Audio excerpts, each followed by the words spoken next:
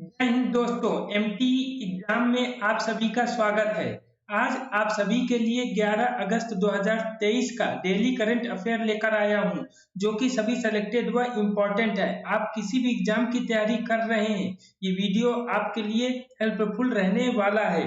Video देखने के साथ लाइक, सब्सक्राइब, कमेंट, शेयर जरूर करें। चलिए स्टार्ट करते हैं। पहला प्रश्न, विश्व जैव ईंधन बायोफ्यूल दिवस 2023 मनाया गया। तो ये किस दिन मनाया गया है? तो ऑप्शन नंबर ए, कब मनाया गया है? तो ये 10 अगस्त को मनाया गया है। इस दिवस को याद करने का बेस्ट ट्रिक है क्या? टीन। टीन क्या किससे बना? 10। किससे? 10। 10 किसको कहते हैं? 10 को कहते हैं। तो 10 से टीन बना। और टीन आग, यानी कि टीन में आग नहीं लगती है।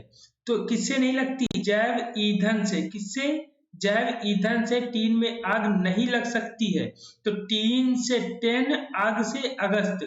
तो विश्व जैव ईंधन दिवस कब मनाया जाता है? तो 10 अगस्त को। ये बहुत ही बेस्ट ट्रिक है। इसी तरह आपको दिवस में कुछ ही दिवस में जो इम्पोर्टेंट है, इसी तरह ट्रिक बना के याद करवाया जाएगा। आपका काम है एक कॉपी में इसको लिखें और अच्छे से बार बार, जब बार बार दोहराएंगे, कुछ पल बाद, कुछ दिनों बाद आपको ये चीजें कभी नहीं दोहरानी पड़ेंगी, हमेशा याद रहेगा।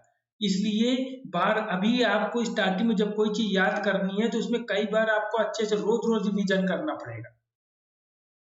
इस दिवस को जीवाश्म ईंधन का सम्मान करने के उपलक्ष्य में मनाया जाता है तथा इस दिवस को मनाने का उद्देश्य परंपरागत फॉसिल्स फ्यूल्स हैं, इससे गैर फॉसिल्स फ्यूल की ओर बढ़ने के लिए भी मनाया जाता है, ताकि जिससे क्या हो, कम हो सके, जिससे पॉल्यूशन या प्रदूषण को कम किया जा सके। इसको प्रारंभ भारत में 2015 से पेट्रोलियम और प्राकृतिक गैस मंत्रालय द्वारा किया गया है। 9 अगस्त 1983 को मूंगफली के तेल से सर रुडोल्फ डीजल ने इंजन चलाया था, जिसके इसलिए सर रुडोल्फ डीजल को सम्मान देने के लिए विश्व जैव ईंधन दिवस मनाया जाने लगा है। और अब भारत में जैव ईंधन पर राष्ट्रीय नीति 2018 में आई है। बहुत ही इंपॉर्टेंट क्वेश्चन है। इस तरह के क्वेश्चन बहुत ही आते हैं, इसलिए ये इंपॉर्टेंट है। जैव ईंधन पर राष्ट्रीय नीति कब आई है? 2018 में आई है। विश्व आदिवासी दिवस या विश्व के स्वदेशी लोगों का अंतर्राष्ट्रीय दिवस 9 अगस्त को मनाया जाता है। इसको याद करने का बेस्ट ट्रिक क्या बताया था? नो आग। क्या बताया था? नो आग। नो से नौ, आग से आग, यानी कि आदिवासी आग नहीं जला पाते हैं।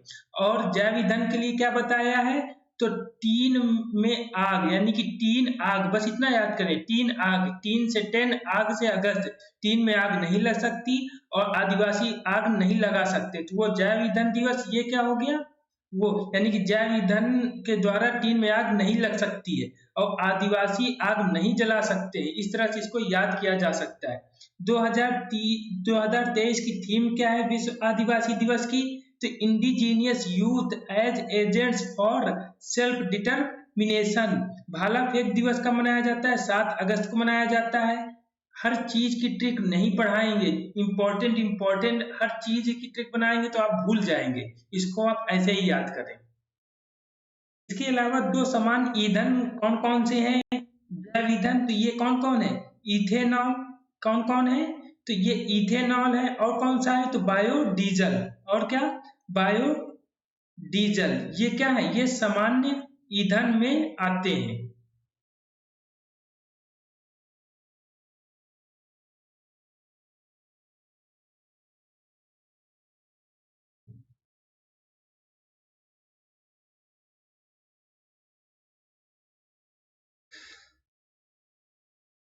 दूसरा प्रश्न, भारत के रक्षा मंत्रालय द्वारा इंटरनेट से जुड़े सभी कंप्यूटरों में माइक्रोसॉफ्ट ऑपरेटिंग सिस्टम को एक नए ऑपरेटिंग सिस्टम से जोड़ने का फैसला किया गया है। उस ऑपरेटिंग सिस्टम का नाम क्या रखा गया है? तो ऑप्शन नंबर बी, क्या रखा गया है? तो माया रखा गया है, जो कि क्या करेगा, जो माइक्रोसॉफ्ट का ऑपरेटिंग सिस्टम कौन सा है, विंडो, उसको एक्सचेंज करने का प्रयास ये करेगा। अभी हाल ही की क्लास में आपको बताया है निराक्षी क्या है।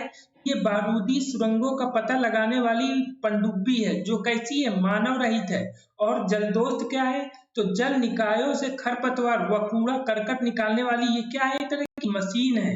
और निसार क्या है, तो निसार एक पृथ्वी अवलोकन उपग्रह है, जो कि किसका संयुक्त अभियान है, तो ये नासा और इसरो का, किसका, नासा और इसरो का संयुक्त अभियान है।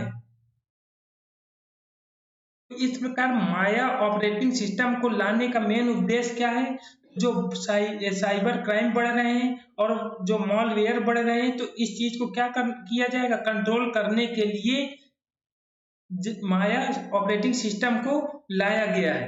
तो पूछा जा सकता है कि माया ये क्या है, तो ये एक ऑपरेटिंग सिस्टम है, तो ये भी याद रखना बहुत जरूरी है, ये भी बहुत इंपॉर्टेंट है, इसको समझ लीजिएगा। इस पहल को, किसको, माया पहल को आगे बढ़ाने के लिए कार्यान्वयन किया जा रहा है, किस चीज का, चक्रव्यूह सुरक्षा का, किसका, चक्रव्यूह सुरक्षा का। तो ये भी बहुत ही इंपॉर्टेंट है। ये माइक्रोसॉफ्ट के विंडोज को भी क्या करेगा, रिप्लेस करेगा। अभी हमने बताया ना कि ये विंडोज जो ऑपरेटिंग सिस्टम है माइक्रोसॉफ्ट का, कौन, विंडोज, उसको ये रिप्लेस करेगा। इसको कौन कौन मिलकर बना रहे हैं, तो डीआरडीओ, सीडैक और एनआईसी के सहयोग से इसको क्या किया जा रहा है, विकसित किया जा रहा है। अभी केवल इसका कहां पर यूज किया जाएगा, रक्षा मंत्रालय द्वारा ही इसको इंस्टॉल किया जा रहा है और इसका यूज किया जाएगा। इसके बाद धीरे धीरे इसको जनरल उसमें यूज में लाया जाएगा। ये जो है ये उबंटू ऑपरेटिंग सिस्टम, ओएस का मतलब क्या होता है, ऑपरेटिंग सिस्टम पर बेस्ड है, कौन, माया ऑपरेटिंग सिस्टम। उबंटू क्या चीज है, यह ओपन सोर्स सॉफ्टवेयर का यूज करता है, जैसे विंडो है उसी तरह क्या होता है, उबंटू होता है। और ये लाइनेक्स का एक प्रकार है, ये भी इंपॉर्टेंट चीज बनता है। ये किसका प्रकार है, कंप्यूटर के बेस से, ये लाइनेक्स का क्या है, का एक प्रकार है, किसका, लाइनेक्स का एक प्रकार है। ये बहुत ही इंपॉर्टेंट क्वेश्चन है कंप्यूटर बेस के लिए। तीसरा प्रश्न, केरल विधानसभा ने केरल का नाम बदलकर क्या करने का प्रस्ताव किया गया है, तो ये क्या कर दिया जाएगा इसका नाम बदलकर, तो ये ऑप्शन नंबर सी, क्या, केरलम कर दिया जाएगा। क्या कर दिया जाएगा, तो केरलम कर दिया जाएगा। ये केरलम जो शब्द है ये मलयालम भाषा का है, और केरल की उत्पत्ति कैसे हुई है, तो चेरम, चेरम क्या है, तो केरम जो है वो चेरम का कन्नड़ रूप है, यानी कि चेरम का कन्नड़ रूप क्या है, केरम, तो केरम से क्या बना, चेरम। चेरलम, देखो चेरम से केरम, अब ये चेरलम क्या है, तो जिसमें चेर का मतलब क्या होता है, जुड़ना, और अलम का मतलब क्या होता है, क्षेत्र या भूमि को कहते हैं। इसमें मेन इंपॉर्टेंट ये है, और थोड़ा ये भी इंपॉर्टेंट हो सकता है, ये तो बस आपके ज्ञान के लिए बता दिया है, हो सकता है एग्जाम बेस आ जाए, लेकिन आप इसको ज्यादा ध्यान न दीजिएगा और तैयार कर ले तो अच्छा ही है। संविधान की पहली अनुसूची में राज्य का नाम क्या है, केरल है। 8वीं अनुसूची में सभी भाषाओं के साथ नाम बदलकर केरलम करने का प्रस्ताव रखा गया है, यानी कि 8वीं अनुसूची में जो केरल है शब्द, उसका नाम बदलकर केरलम कर दिया जाएगा। अनुच्छेद 3 के अंदर क्या क्या है, तो राज्यों का नाम बदलना, गठन, विस्तार करने का अधिकार किसको प्राप्त है, संसद को प्राप्त है। केरल अब क्या करेगा, केरल अब केरलियम उत्सव 2030 मनाएगा, जैसे उड़ीसा क्या मनाता है,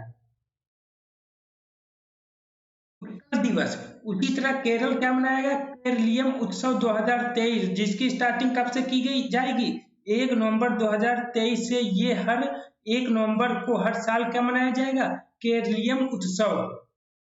चौथा प्रश्न, भारत सरकार द्वारा मोटू फौवा कंक्रीट वाटर सिस्टर्न्स, जो कि क्या है, स्वच्छ जल परियोजना है, क्या है ये, मोटू फौवा कंक्रीट वाटर सिस्टर्न स्वच्छ जल परियोजना है। इसमें भारत क्या करेगा, इसमें भारत दे रहा है कितना, 7 लाख यूएसए डॉलर वित्तीय सहायता प्रदान करने की घोषणा की है। तो वह देश कौन सा है, तो ऑप्शन नंबर डी, टुवालू। क्वेश्चन में ही आपको 2-3 चीजें मिल रही, जैसे स्वच्छ जल परियोजना, मोटू फौवा कंक्रीट वाटर, ये क्या है, एक स्वच्छ जल परियोजना है, और भारत जो दे रही है 7 लाख यूएसए डॉलर, तो इसमें दो दो चीजें मिल रही है। तो क्वेश्चन से भी आपको चीजों को समझना है, ऐसा नहीं करें कि क्वेश्चन दे दिया आंसर हाँ हो गया बस याद हो गया ना। क्वेश्चन में भी कुछ चीजें होती हैं जो एग्जाम बेस के लिए बहुत इंपॉर्टेंट होता है। हो सकता है को क्वेश्चन से पलट के आपको आंसर दे दे। नक्शे में किसी मैप में किसी चीज को नया पढ़ने के लिए एक पॉइंट बनाना जरूरी है कि किस पॉइंट से हम पहुंचेंगे। जैसे ऑस्ट्रेलिया, ऑस्ट्रेलिया के इस तरफ क्या स्थित है, ये तुवालू देश स्थित है, पपुआ न्यू गिनी के इधर स्थित है, ठीक है। और ये क्या है, पैसिफिक ओशियन में स्थित है। कहाँ भी स्थित है, पैसिफिक ओशियन में तुवालू एक द्वीप की तरह स्थित है। तुवालू की राजधानी क्या है, तो फनाफुटी है। और मुद्रा क्या है इसकी, तो मुद्रा है डॉलर। इसकी ट्रिक आप थोड़ा ऐसे बना सकते हैं, टू फुट यानी तू फुट जा, तो यहाँ से भाग जा, बोलते नहीं लैंग्वेज है सिंपल लैंग्वेज में कि तू फुट जा, तो इसको इस तरह से याद किया जा सकता है। अरुण जल विद्युत परियोजना है जो कि नेपाल में है ये परियोजना। और ये किसके द्वारा इस योजना का निर्माण किया जा रहा है, तो सतलुज जल विद्युत निगम द्वारा, जो कि कहाँ की है, ये भारत की है। उसी के द्वारा इसका निर्माण किया जा रहा है, अरुण 4 जल विद्युत परियोजना का, जो कि कहाँ पर है, नेपाल में। बहुत इंपॉर्टेंट क्वेश्चन है, अभी हाल ही में ये क्वेश्चन करंट में आया है। डिजिटल पहचान परियोजना, जिसमें भारत सरकार कितना दे रही है, 450 मिलियन रुपीस दे रही है। किसको, श्रीलंका को। किस लिए, डिजिटल को बढ़ाने के लिए, डिजिटलाइजेशन को बढ़ाने के लिए। 2 भारतीय डोनियर 228 विमान किसको दिए जा रहे हैं, गुयाना को। किसके द्वारा, एचएएल के द्वारा। और साइबर सुरक्षा व आईटी संचालन पर भारत सहयोग करेगा, किसको, गुयाना को। 5वां प्रश्न, अमेजॉन वर्षा वनों की रक्षा के लिए अमेजॉन सहयोग संधि की स्थापना की गई, तो कहां पर की गई है, तो ये ऑप्शन नंबर बी, कहां पर की गई है, बेलम ब्राजील में की गई है। ये भी बहुत ही इंपॉर्टेंट क्वेश्चन है, अमेजॉन सहयोग संधि, क्या, अमेजॉन सहयोग संधि। ये साउथ अमेरिका का मैप है, जिसमें विश्व की सबसे लंबी श्रृंखला किसकी है, तो ये एंडीज पर्वतमाला श्रृंखला है। जिसकी सबसे ऊंची चोटी कौन सी है, तो ये एकांका गुआ है। और यहीं से ही क्या निकलती है, अमेजॉन नदी निकलती है। क्या निकलती है, अमेजॉन नदी निकलती है। और जो ये अमेजॉन नदी निकलती है यहाँ से, तो यहाँ पर ही इस तरह से यहाँ ये सब क्या पाए जाते हैं, अमेजॉन वर्षा वन पाए जाते हैं। क्या पाया जाता है, तो अमेजॉन यहाँ वर्षा वन पाए जाते हैं। भीषण आग लगने के कारण यहाँ के वन बहुत ही ज्यादा नष्ट हो चुके हैं, जिसके लिए ही अमेजॉन सहयोग संधि बनाई गई। इसके अलावा वेनेजुएला में ही जो घास के मैदान पाए जाते हैं उनको क्या कहा जाता है, तो उनको लानोज कहा जाता है। और जो अर्जेंटीना में घास के मैदान पाए जाते हैं इनको क्या कहा जाता है, पंपास कहा जाता है। और अर्जेंटीना में पेंटागोनियम मरुस्थल पाया जाता है। और वेनेजुएला में एंजिल जलप्रपात भी है, जो कि विश्व का सबसे ऊंचा जलप्रपात है। क्या है, विश्व का सबसे ऊंचा जलप्रपात है। कौन सा, एंजिल जलप्रपात। और ब्राजील में कॉफी के बागानों को क्या कहा जाता है, तो वो फेजेंडा कहा जाता है। यहाँ पर जो ब्राजील है, ब्राजील के जो कॉफी के बागान है, किसके, कॉफी के बागान, उनको क्या कहा जाता है, तो वो फेजेंडा कहा जाता है। अमेजॉन सहयोग संधि में 8 देश हैं। संधि करने का कारण क्या है, आग लगने के कारण जो 17% वन नष्ट हो चुके हैं, इसी कारण से ही ये संधि हुई है। अमेजॉन वर्षा वनों में को उनसे फायदा क्या होता है, तो ये पृथ्वी का फेफड़ा है, यानी कि लंग्स है, यानी कि पूरी पृथ्वी में बहुत ही अधिक मात्रा में ये ऑक्सीजन प्रदान करता है, इसलिए ये बहुत ही इंपॉर्टेंट है। और कार्बन सिंक के लिए भी बहुत ही ज्यादा फायदेमंद होता है। छठा प्रश्न, भारत के पहले मानव युक्त महासागर मिशन के लिए वह पनडुब्बी जिसका विकास किया गया है, तो ये कौन सा है, तो ऑप्शन नंबर बी, मत्स्य 6000, यानी कि ये 6000, कितनी, 6000 मीटर की गहराई तक जाएगा, इसलिए इसका मत्स्य नाम रखा गया है। क्या रखा गया है, मत्स्य नाम, क्योंकि ये 6000 मीटर की गहराई तक जाएगा। समुद्रयान योजना के तहत ये जो मत्स्य 6000 है, क्या है? मत्स्य 6000 ये एक पनडुब्बी है जो कि क्या करेगी, 12 घंटे तक इसमें रहेगी। क्या इसका ऑपरेशन सिस्टम है जो, और इमरजेंसी लाइफ सपोर्ट कितनी है, तो ये 96 घंटे है। इस प्रकार ये जो है ये इंडियाज डीप ओशियन मिशन है। इसमें टोटल 2021 से 2026 तक में टोटल खर्चा कितना आ रहा है, तो 4077 करोड़ रुपए का खर्चा टोटल आएगा। ये जो मिशन लाया गया है ये यूएसए, फ्रांस, जापान, रसिया, चीन, ऑस्ट्रेलिया इन सबको क्या करेगा, काउंटर करेगा। मतलब कि ये इनके बाद का इंडिया के पास समुद्रयान जो कि बहुत ही अच्छा अभियान बनने जा रहा है। अतः ये 6 देश जो हैं इनके बाद इंडिया किस नंबर का बन रहा है, 7वां बन रहा है जो इस अभियान को लॉन्च कर रहा है, समुद्रयान अभियान। मत्स्य 6000 पनडुब्बी ये समुद्रयान मिशन का ही क्या एक लक्ष्य है, जो कि ये समुद्रयान मिशन है 2026 तक पूरा कर लिया जाएगा। भारत का पहला मानव युक्त महासागर मिशन है ये। इसका निर्माण जो ये मत्स्य क्या है, ये जो मत्स्य 6000 है इसका निर्माण कौन कर रहा है, तो ये राष्ट्रीय समुद्री प्रौद्योगिकी संस्थान चेन्नई द्वारा किया गया है। और ये पूरा मिशन किस मंत्रालय के अंतर्गत आ रहा है, तो ये पृथ्वी विज्ञान मंत्रालय के अंतर्गत आ रहा है। और इसके मंत्री कौन है वर्तमान में जो अभी बनाए गए हैं, ये भी इंपॉर्टेंट होता है, तो कौन है, किरण रिजिजू है। 7वां प्रश्न, एशियाई युवा और जूनियर भारोत्तोलन चैंपियन 2023 का आयोजन पहली बार किया गया, तो किसके द्वारा किया गया है, तो ऑप्शन नंबर ए किसके द्वारा, तो ये भारत के द्वारा किया गया है। भारत में भी ये कहां पर, तो ये यूपी के ग्रेटर नोएडा में, कहां पर, यूपी के ग्रेटर नोएडा में इसका आयोजन किया। तो इसलिए इंपॉर्टेंट है क्योंकि ये जो गेम है युवा और जूनियर भारोत्तोलन चैंपियनशिप 2023 पहली बार भारत में बात कर रहे हैं, ग्रेटर नोएडा में नहीं, भारत में पहली बार हो रहा है। तो भारत में भी कहां पर, ग्रेटर नोएडा में। इस प्रकार इस चैंपियनशिप में टोटल भारत ने कितने मेडल जीते हैं, तो ये 42 मेडल्स जीते हैं। और इसके साथ ये किस स्थान पर रहा है, तो ये सेकंड स्थान पर रहा है। इसमें इसके गोल्ड कितने हैं, 8 गोल्ड है। और प्रथम स्थान किसका रहा है, तो ये उज्बेकिस्तान का रहा है। 8वां प्रश्न, भारतीय चावल अनुसंधान संस्थान द्वारा मृदा परीक्षण की पोर्टेबल डिवाइस भू विजन को लॉन्च किया गया है, तो ये कहां पर लॉन्च किया गया है, ऑप्शन नंबर सी, कहां पर, हैदराबाद में। इस तरह से ये क्या है, एक भू विजन है। भू विजन के द्वारा क्या किया जाएगा, तो मृदा का परीक्षण किया जाएगा। इसका मृदा का परीक्षण किया जाएगा, किसका परीक्षण किया जाएगा, मृदा का परीक्षण किया जाएगा। हरित गैस उत्सर्जन व पर्यावरण प्रदूषण को भी ये कम करने में मदद करेगा। और ये 30 मिनट में कितने, 30 मिनट में 12 मृदाओं की टेस्टिंग कर सकता है।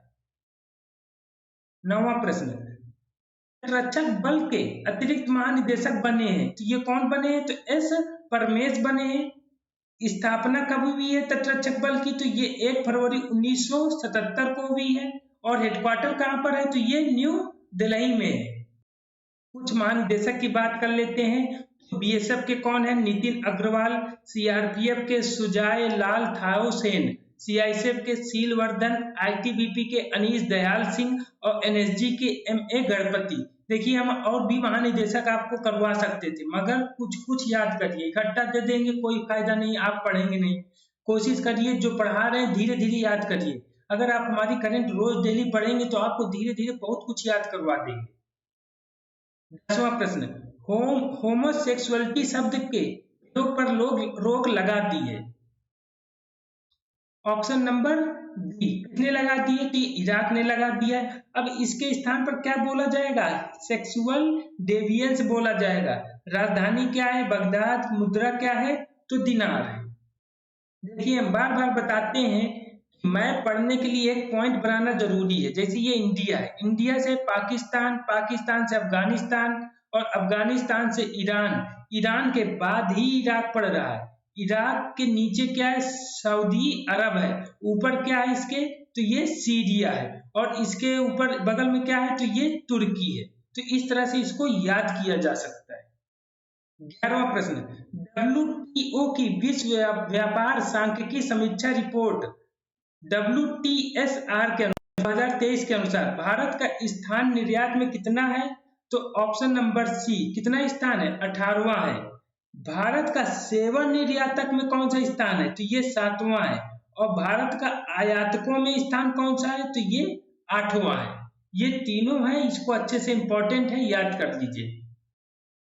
WTO क्या है? तो ये है वर्ल्ड ट्रेड ऑर्गेनाइजेशन है। क्या है ये? तो ये world trade TRADE trade organisation है ये, यानी कि विश्व व्यापार संगठन।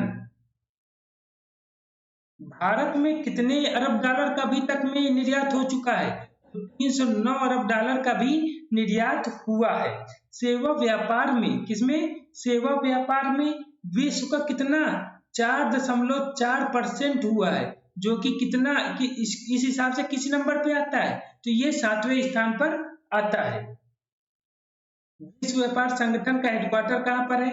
ये जेनेवा स्विट्जरलैंड में है। स्थापना कब हुई है? 1 जनवरी 1995 को। महानिदेशक कौन है? तो नगोजी ओकोंजो इवेला है। और सदस्य कितने हैं? तो 164 टोटल सदस्य हैं।